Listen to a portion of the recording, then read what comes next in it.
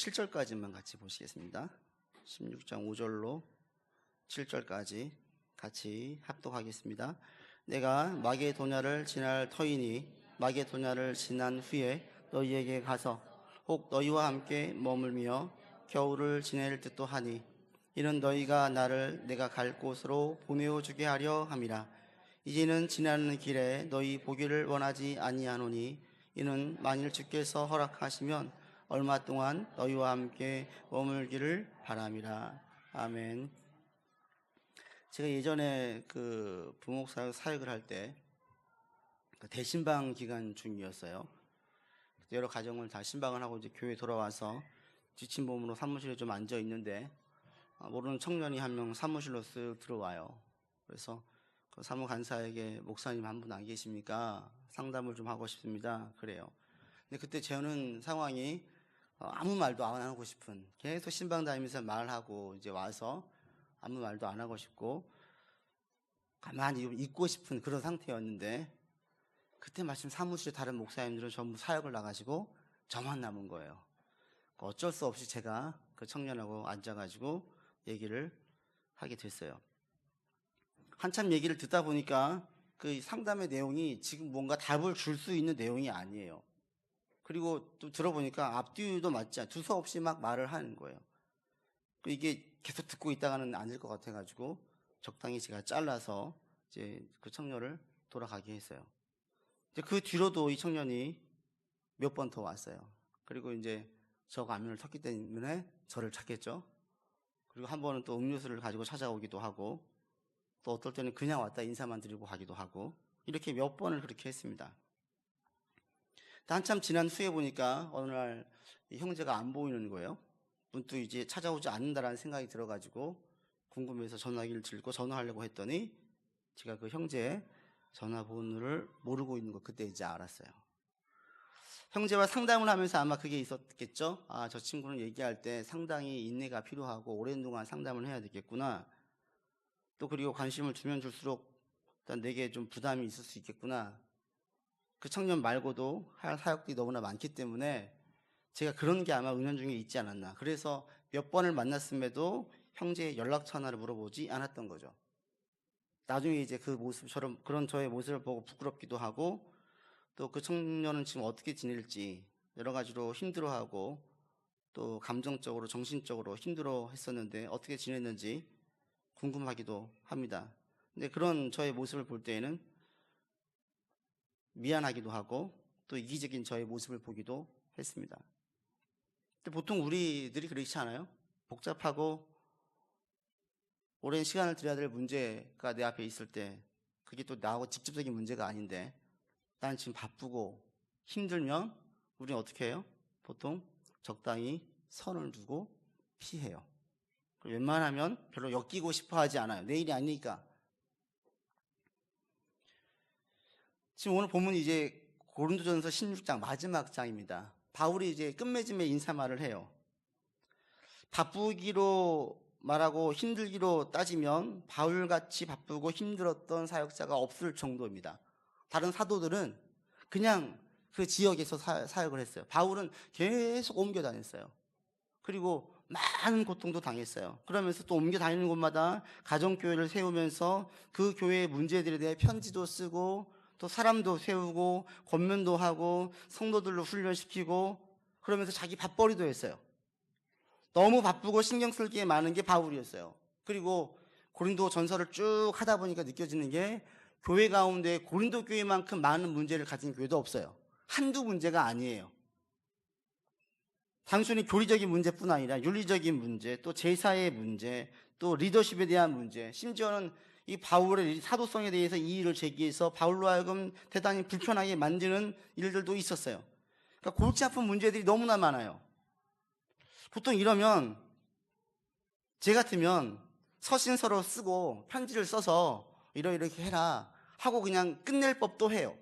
그런데 오늘 본문을 보면 이 마지막 끝맺음을 할 때 바울은 이렇게 하지 않는다라는 거예요. 여러분 한번 보십시오. 본문 5절에 보시면 바울이 뭐라고 이야기해요? 마게도냐를 지난 다음에 너희에게 가기를 원한다고 이야기해요. 6절에 보시면 내가 너희와 함께 머물면서 겨울을 지낼 듯도 이야기를 해요. 머물고 있고 싶대요. 7절도 보시면 중반 이후에 얼마 동안 너희와 함께 머물기를 바란다고 이야기를 해요. 바울은 편지를 쓰는 것만으로 만족하지 않고 적당히 거리를 두고 싶어 하지 않고 끝까지 이 문제에 개입해서 이 문제를 풀어내고 싶었어요. 왜요? 그렇게 많은 문제들, 그렇게 바쁘고 힘든 가운데 있는 바울이었는데 왜 바울은 이 복잡하고 힘든 언제 끝날지 모를 듯한 문제들로 가득해 있는 고린도 교회에 계속 이 문제를 풀려고 하고 들어갈까요? 이게 이제 제가 오늘 묵상했던 것이고 이게 여러분과 함께 나누고 싶은 주제입니다. 가장 큰 이유는 이 답이 어디에 있냐? 여러분 고린도전서 1장 1절에 한번 보시지요. 사실 여기에 답이 나와 있습니다.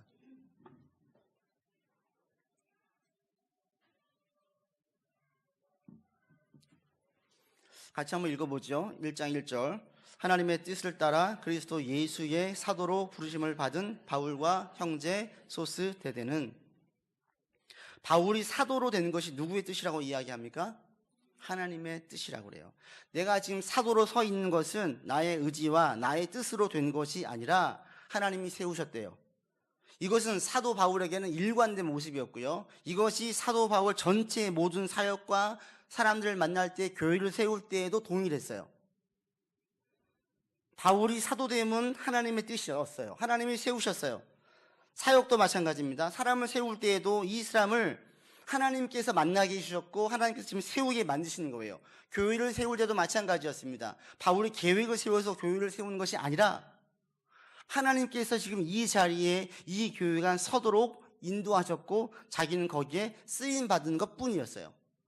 바울은 자기 자신에 대하여서, 모든 상황에 대하여서 이런 의식을 가지고 있었어요.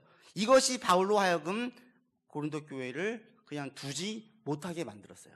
왜냐하면 내가 세운 교회가 아니에요. 내 뜻대로 할 수 없는 거예요. 내 뜻은 쉬고 싶어요. 거리를 두고 싶어요. 그런데 하나님이 세우신 교회니까 하나님의 뜻에 따라서 이 교회를 접근해야 돼요. 우리가 살아갈 때에 우리 인생에 대해서, 또 여러분 쌓아놓은 거에 대해서 우리가 다 평가를 내려요. 내가 20대 때, 30대 때에, 또는 내가 얼마만큼의 시간을 들여서 또 내가 어떤 선택을 해서 지금 여기 있게 되었는지 다 스스로 해석을 합니다. 인생에 대해서 평가를 내립니다. 그럴 때에 인생에 대한 평가는 크게 두 개로 나누어져요. 하나는 하나님께서 세우신 인생이 있고 하나는 내가 세운 인생이 있어요. 어떻게 누가 세웠느냐에 따라서 완전히 다르게 반응을 해요. 계속 여러분들 지금 쌓아가고 있어요. 하나님 부르실 때까지 계속 우리 세워가요. 그럴 때에 하나님께서 세우셨다라고 계속 고백하면서 쌓아가는 인생이 있고, 내가 수고해서 내가 쌓아가야 된다고 생각을 하면서 계속 쌓아가는 인생들이 있어요. 그러면 이것이 모든 삶의 모든 영역에 다 적용되어집니다. 교회를 다닌다고 해서 모든 사람들이 전부 다 신앙으로 하나님께서 세우셨다고 고백할 것 같으세요? 아니에요. 교회 할 때, 사역 일을 할 때, 또 자녀를 키울 때에, 그리고 어떤 누군가의 만남을 가질 때, 또 내게 주어진 일들을 통해서 성공 여부를 따질 때에, 이 모든 것들에 있어서 자신이 세웠다라고 계속 밀어붙인 사람이 있고요. 하나님께서 지금 세워주셨다라고 계속 밀어붙인 사람이 있어요. 여기에 따라서 반응이 완전히 달라져요. 그게 이 사무엘상에 보면, 사무엘상 30장에 보면 그것이 분명하게 드러나는 모습을 볼 수가 있는데, 다윗이 사울을 피해서 블레셋에 머물 때였어요. 아말렉과의 전쟁을 벌여야만 됐습니다. 자기와 함께 있던 600명과 함께 아말렉과 전쟁을 치릅니다. 근데 아말렉을 쫓아갈 때에 200명은 오랜 여정으로 중도에서 낙오돼요. 지쳐가지고 못 따라가지 못해요. 400명만 데리고 가서 전쟁에서 큰 승리를 거둡니다. 그 이전에 어떤 전쟁에서도 거둘 수 없었던 많은 전리품을 가지고 돌아옵니다. 그때에 낙오되었던 200명을 만나게 돼요. 그때 400명이 함께 전쟁에 치렀던 사람 중에 몇 사람이 다윗에게 이렇게 말합니다. 저기 온 200명들은 낙오자인데 저 사람들은 전쟁에 참여하지 않았으니까 전리품을 조금 더 주지 맙시다. 그리고 그냥 자기 식구들만 보내고 전리품은 우리가 다 취해야 됩니다 라고 이 얘기를 해요. 그때 다윗이 한마디로 아니다, 다 줘야 된다, 저 사람들 200명에게도 같이 줄 것이다 라고 얘기하면서 그 근거를 이렇게 얘기합니다.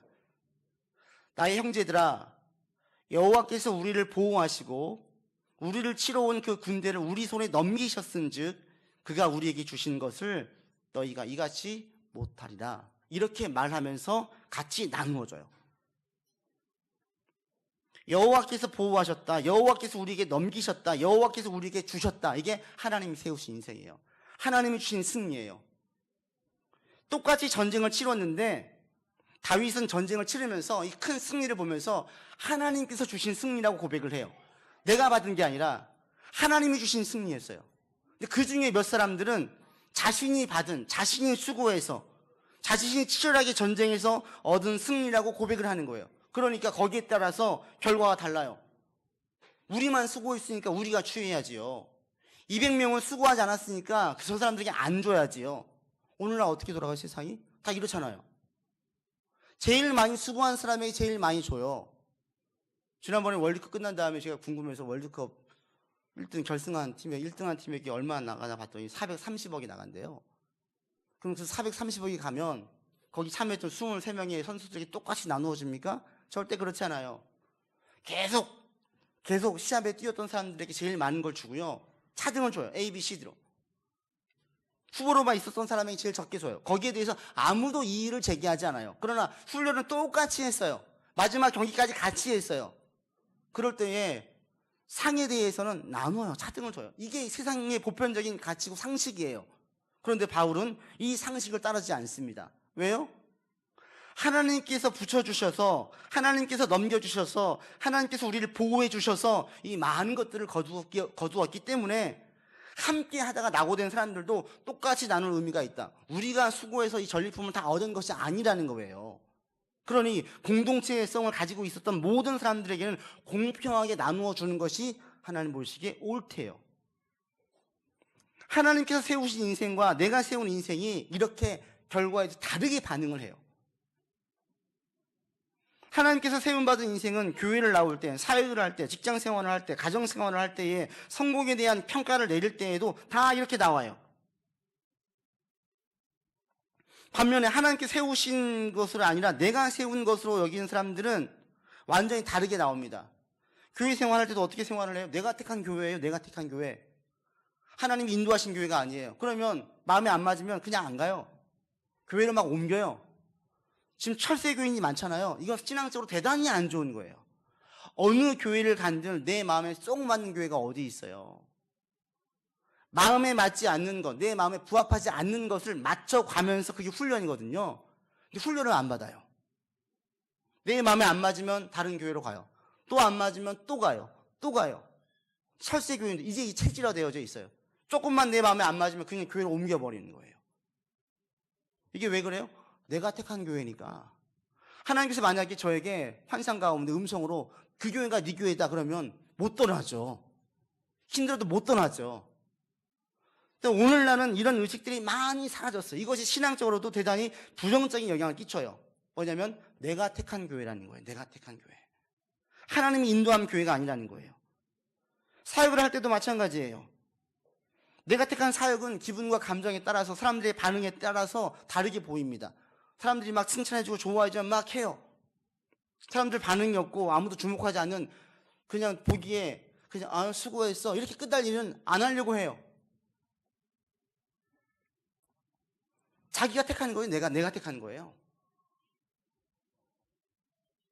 이런 사람들 특별히 제가 볼 때에 이 사역을 하다 보니까 제일 많이 안타까워했던 부분이 어떤 부분이냐면 관계를 맺는 부분을 볼 때 이런 것들을 참 많이 겪게 돼요. 많은 분들이 교회에서 관계 때문에 힘들어해요. 그런데 제가 상담을 하고 계속 만나다 보니까 느껴지는 게 뭐냐면 상처받았대요. 힘들대요. 그런데 그 사람이 자기가 하고 싶은 말은 다 해요. 자기 감정은 다 표출시켜요. 자기 감정은 조절하지 못하고 여과 없이 다 노출시키면서 도리어 자기가 상처받았대요. 이런 사람들은 나중에 보면요, 주변에 친구가 없어요. 누가 친구하겠어요? 누가 같이 있겠어요? 늘 자기한테만 맞추라고 이야기하는데 누가 맞춰줘요? 같이 맞춰가야지. 사람들을 내가 택한 거예요. 싫으면 내가 내치고 새로운 사람을 내가 만나요. 만약에 하나님께서 그 사람을 나를 만나게 했으면 싫어도 못 내치지요. 그게 누구예요? 우리 식구잖아요. 가족들. 아무리 싫어도, 아무리 왼수 같아도 못 내치죠. 내 자식들 아무리 화가 나게 해도 못 내쳐요. 내 주신, 내 혈육이니까. 하나님께서 지금 이 사람을 나에게 만나게 해주셨다면 아무리 싫어도 못 내쳐요. 근데 내가 그냥 안 만나도 되는 사람을 만났으면 내치죠. 제가 그랬잖아요. 너무 힘들었어요. 하필이면 사무실에 저만 있었어요. 다른 부목사님 계셨으면 제가 선임이니까 눈치 줘가지고 네가 좀 만나라고 했을 건데 아무도 없어요. 제가 만나는 그 심정이 어떤 거예요? 안 만나도 되는데. 내가 지금 이때 안 들어왔으면 난 안 만났을 텐데.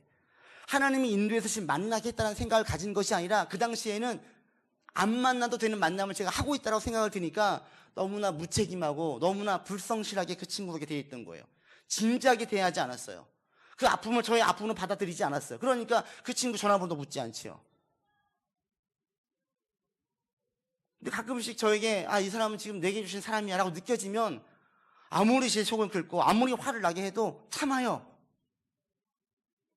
나중에 결과를 보게 되면 잘 참았어요. 참았기 때문에 저 사람이 신앙의 성장을 했고 여기까지 올 수 있었어요. 제가 안 참고 화를 버럭 내고 그냥 감정대로 하고 적당히 선을 그어두고 나면 거기서 좋은 결실을 거둔 적이 없어요. 하나님께서 세우신 인생이라고 느껴지면 일을 할 때, 사람을 만날 때, 사역을 할 때, 어떤 관계를 맺을 때 이렇게 달라져요. 그리고 절대로 승리한 다음에 교만이나 우월감이나 또는 다른 사람들 차등을 두어서 대하지 않아요. 내가 성공한 것이 내가 잘나서 성공한 게 아니에요. 하나님의 보호하심, 인도하심, 주어주심, 나는 정말 조금 수고했을 뿐이에요. 하나님이 채워주셨어요. 이걸 고백을 하면 어떻게 내가 잘났다고 뻐기고 의시될 수가 있습니까? 없지요. 감사로 나가는 거죠. 같이 나가는 거죠. 전 여러분들이 하나님께서 세우신 인생을 고백하면서 살 수 있기를 바랍니다. 일 하나 잘 줄 때 내가 잘나가지고 내가 이렇게 수고했어 알아? 내가 그때 이렇게 했어. 내가 세운 인생이에요. 그 인생을 성공하면 은근히 깔보고 무시해요. 내가 제일 많이 얻어야 된대요. 내가 제일 많이 수고했으니까.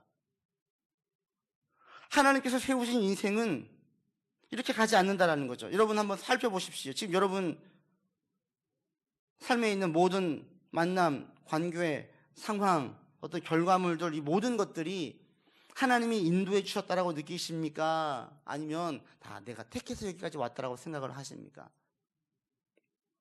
신앙이 들어가 은혜 안에 있으면 깨닫게 되죠. 우리 만남이 우연이 아니구나. 깨닫게 되죠. 전 여러분 가운데 이런 깨달음이 있기를 바랍니다. 그리고 이런 것들이 특별하게 와닿고 더 귀하게 느껴질 수 있기를 바랍니다. 그러면 매일 만나는 사람들 또는 갑작스럽게 만나는 사람들, 지금 내가 대단히 피곤하고 잠도 못 자서 괴롭고 또 안 좋은 상황 가운데 누군가 왔을 때에 하나님께서 붙여주신 사람이라고 느끼면 내 기분대로, 내 감정대로, 내 이해관계 따져서 못하는 거예요. 저 이런 은혜들이 여러분 가운데 있었으면 좋겠습니다. 그리고 자꾸 경험했으면 합니다. 만남에 있어서, 관계에 있어서, 또 일을 진행함에 있어서. 교회도 마찬가지예요. 여러분 이 교회를 제가 세운 거예요? 여러분이 택하신 거예요? 맞아요. 그러나 하나님이 인도해 주시고 우리 가운데 그런 마음 주시지 않으면 우리는 지금 여기 이 자리에 있을 수 없어요. 내가 의지로 나온 것 같지만 저변에 하나님의 인도해 주심과 붙들어 주심과 이끌어 주심이 있었기 때문에 지금 우리가 여기 이 자리에 있는 거예요. 이게 있으면 우리는 귀하죠. 감사하죠. 고맙죠. 그리고 되게 귀하게 여기면서 나아갈 수가 있지요. 이 시간 여러분 가운데 이런 특별하게 와닿는 은혜가 있기를 바랍니다. 바울이 고린도를 포기하지 않는 이유가 바로 여기에 있었어요. 왜 고린도 교회를 포기하지 않았습니까? 내가 세운 교회가 아니에요. 하나님이 세우신 교회예요. 그러니까 내 마음대로 할 수가 없어요. 내가 피곤하고 내가 좀 짜증이 나고 내가 귀찮다고 적당히 거리를 둘 수가 없어요. 하나님께 물었죠. 하나님 어떻게 할까요? 하나님의 뜻대로 나아갔죠. 그러니까 성실하게 최선을 다해서 이 문제를 풀어야 되는 거예요. 하나님의 교회니까. 여러분들에게 이런 모습이 있어서 일을 대할 때 모든 부분에 있어서 한번 여러분 그렇게 고백을 하면서 나아가서 내 인생은 하나님이 세우신 인생이다. 하나님 지금 세워가고 있다. 그리고 하나님 세우신 인생으로 살기를 원한다. 라고 계속 고백하면서 나아갈 수 있기를 바랍니다. 바울이 그랬어요. 바울은 모든 것이 하나님께서 세우신 것이었어요. 그렇게 이렇게 인정을 하자 하나님께서 모든 것을 세우신 것이라고 인정하는 사람에게 나타나는 한 가지 특징이 있어요. 습관이 있습니다. 그게 뭐냐면 7절에 나와 있습니다. 7절 같이 읽어보죠. 이제는 지나는 길에 너희 보기를 원하지 아니하노니 이는 만일 주께서 허락하시면 얼마 동안 너희와 함께 머물기를 바람이라. 어떤 것일까요? 어떤 습관이, 어떤 특징이 있을까요? 만일 주께서 허락하시면이에요. 하나님이 세우신 인생은 주께서 허락하시면이란 단서를, 전제를 달아요. 막 내가 열심히 하지만 딱 한 분, 마지막에 최종 제가를 기다리는 분이 있는데 그게 누구의 제가냐면 하나님의 제가예요. 하나님 허락하십니까? 하나님 허락입니까? 물어요. 이게 얼핏 들으면 핑계일 수도 있죠. 바울의 얘기는 그거죠. 내가 가기 원하는데 만약에 상황이 그때 안 되면 못 가는 거지. 이렇게 들릴 수도 있어요. 예전에 교회에서 같이 교사 좀 하시죠. 연말 돼가지고. 그럴 때 하기는 싫은데 목사님한테 못한다고 논을 할 수 없는 제일 좋은 말이 뭐예요? 기도해 볼게요. 그래, 기도해 볼게요. 그게 뭘 안 하겠다는 말이에요. 바꿔 말하면 하나님께서 허락하시면 할게요. 아니면 못하죠. 근데 마음이 안 내키지 허락하시지 않는 것 같아요. 안 하는 거예요. 얼핏 보면 바울이 지금 이렇게 보일 수 있어요. 온갖 생생은 내고 막 할 것처럼 보이더니 뭐야? 그러니까 상황 봐가지고 하겠다는 거 이렇게 느낄 수 있어요. 그러나 바울의 말은 그런 의도가 절대 아니에요. 왜? 바울은 열정의 사람이에요. 대단히 열정적인 거예요. 열심인 사람들에게는 하지 말라는 막는 게 더 힘들어요. 막 하고 싶어 죽겠는데 못하게 막으면 정말 괴로워요. 그때 고삐를 딱 풀어놓으면 막 열심히 달리죠. 바울이 이 야망과 열정이 가득한 사람이에요. 이런 바울은 지금 심정은 사실은 한 걸음에 달려가서 그 문제를 해결하고 싶었어요.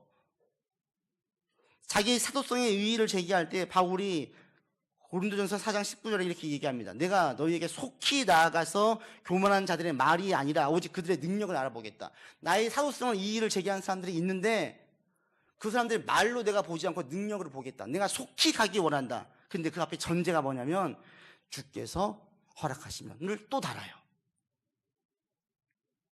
누가 나 무시하고 누가 나에 대해서 막 잘못하면 막 가서 한판 하고 싶어요. 좀 바울이 그런 심정일 수 있어요. 그런데 바울이 전제가 뭐냐면 주께서 허락하시면. 내 마음 같아서는 지금 당장 가고 싶지만 하나님 허락입니까? 물어보는 거예요. 허락이 아닌 거예요. 그럼 못 가는 거죠. 나는 가고 싶지만. 바울의 이 하나님의 허락을 바란다는 얘기는 뭐냐면 자기의 욕망, 자기의 계획이 하나님의 뜻에 앞서지 않겠다는 표현이에요. 하나님 허락하십니까? 이 말은 저의 열심과 저의 욕심과 저의 계획이, 저의 뜻이, 저의 감정이 하나님의 뜻을 앞서지 않겠습니다. 이 고백이에요. 하나님이 세우신 인생들이 이런 특징이 있어요. 마지막에 늘 하나님께 물어요. 다 준비됐어요. 근데 하나님 이거 해도 될까요? 물어요. 답이 없으면 뭐 해야 돼요? 하면 안 돼요. 기다려야 돼요. 하나님이 답이 올 때까지 계속 준비하면서 어떤 답이 올 때를 대비하면서 준비해야 돼요. 근데 우리는 되게 어떻게 해요? 막 준비했어요. 답이 없으면 어떻게 합니까? 일단 하고 봐요. 그 결과는 어떻게 나와요?